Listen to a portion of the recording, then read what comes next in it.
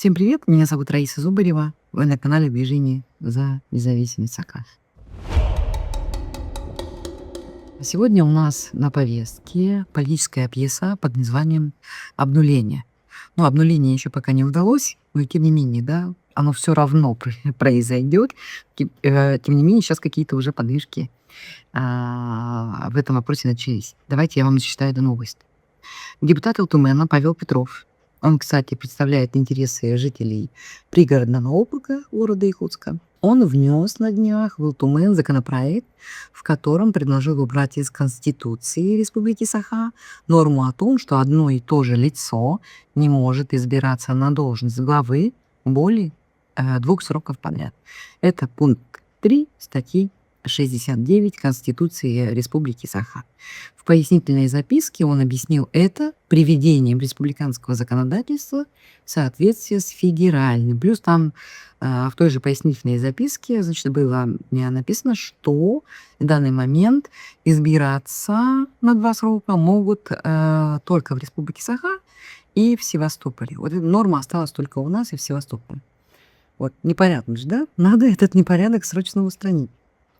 Вот, напомню, что законопроект об обнулении губернаторов внес еще в конце 2021 года, буквально перед началом полномасштабного вторжения в Украину, сенатор Клишес.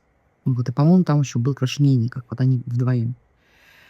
Вот, законопроект был принят буквально там в короткие сроки какие-то, да. Вот, и за это время, за практически там 5 лет, все регионы приняли у себя эти поправки в Конституцию. Остались только мы. Что вообще происходит, да? По большому счету ничего экстраординарного не происходит.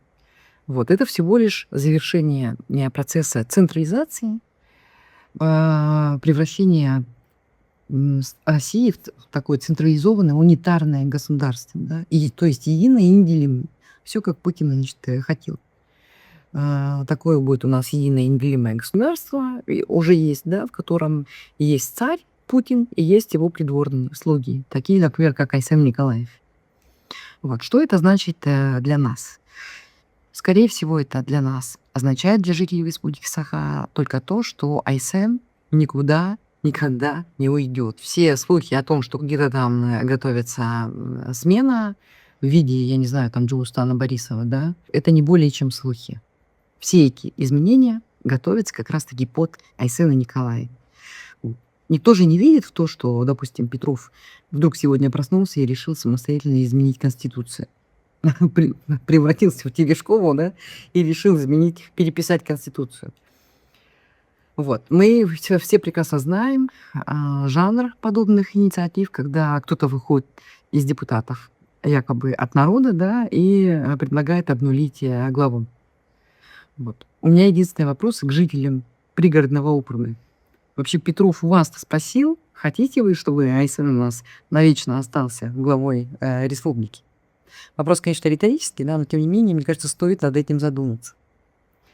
Вот, ну, понятно, что это игра такая в пробный шар, да.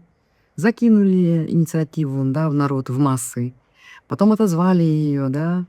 Народ уже как бы узнал о том, что вот планируется такое, и начал, как говорится, обсуждать, да. И понятно, что после выборов осенью обязательно администрация АГИП наш, да, обязательно инициирует эти поправки, да, но тогда уже народ будет готов. Для народа эта идея уже не будет какой-то маргинальной. Вот. И они пройдут как по маслу, я вас уверяю. Это то же самое, что у нас было осенью прошлого года на осенней сессии, на октябрьской, да, когда они принимали поправки в Конституцию об отмене выборов, да. Тоже практически там очень мало сопротивления было. И тем более сейчас они из Илтумена убрали всю такую нормальную оппозицию. Иванова убрали, иноагентов объявили. На Паскачина уголовное дело завели, и тоже его, значит, лишили полномочий. Самое, значит, циничное, да, вот в этой истории, это даже не сам законопроект, который Петров внес в Илтумен. Самое циничное здесь да, это разговоры о том, что регионы имеют право сами решать, оставлять эту норму в своей конституции или нет. Вот как пишут некоторые аналитики, да. Это, вы знаете, звучит как политический анекдот. Москва, значит, годами вычищала вообще из нашей республики, из других республик любое, значит, остатки реального суверенитета, да. И вдруг мы внезапно получили вот такую самостоятельность.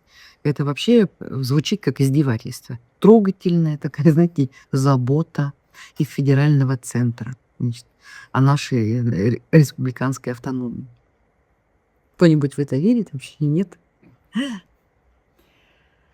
Вот. Проблема здесь не в самом Айсене Николаеве. Сегодня это может быть Айсен Николаев, завтра может быть какой-нибудь другой такой же чиновник, инфантил, да, которого система вырастила специально для обслуживания, да, этой же системы. А проблема в Путине и в той политической конструкции, которую Путин выстроил за больше, чем 25 лет своего правления. К сожалению, это так.